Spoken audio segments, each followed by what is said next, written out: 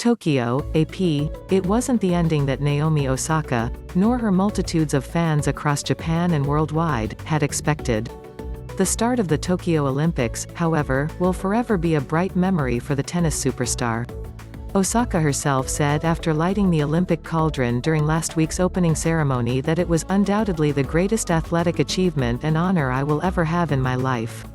So maybe, just maybe, that will allow Osaka to cope with her unexpected 6-1, 6-4 loss to former French Open finalist Marketa Vondrousova of the Czech Republic in the third round of the Olympic tennis tournament on Tuesday. Not immediately, though. I'm disappointed in every loss, but I feel like this one sucks more than the others, Osaka said. As a four-time Grand Slam champion, the highest-paid female athlete in the world and the host country's poster girl for the Games, the huge expectations were hard to handle. I definitely feel like there was a lot of pressure for this, Osaka said. I think it's maybe because I haven't played in the Olympics before and for the first year, it was a bit much. The second-ranked Osaka, who was born in Japan and grew up in the United States, struggled with her usually reliable ground strokes while the left-handed Vondrousova produced a series of drop shot winners and other crafty shots that drew her opponent out of her comfort zone.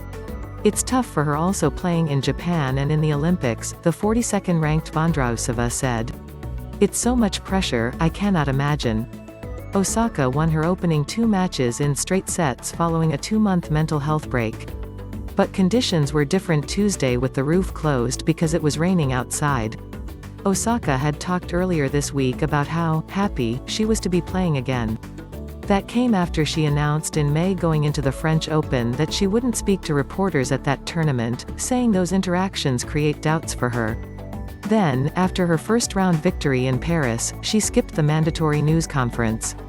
Osaka was fined $15,000 and, surprisingly, publicly reprimanded by those in charge of Grand Slam tournaments, who said she could be suspended if she kept avoiding the media. The next day, Osaka withdrew from Roland Garros entirely to take a mental health break, revealing she has dealt with depression and anxiety. She sat out Wimbledon, too. So the Tokyo Games marked her return to competition.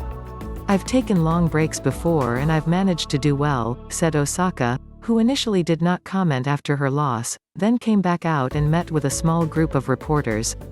I'm not saying that I did bad right now, but I do know that my expectations were a lot higher. I feel like my attitude wasn't that great because I don't really know how to cope with that pressure, so that's the best that I could have done in this situation.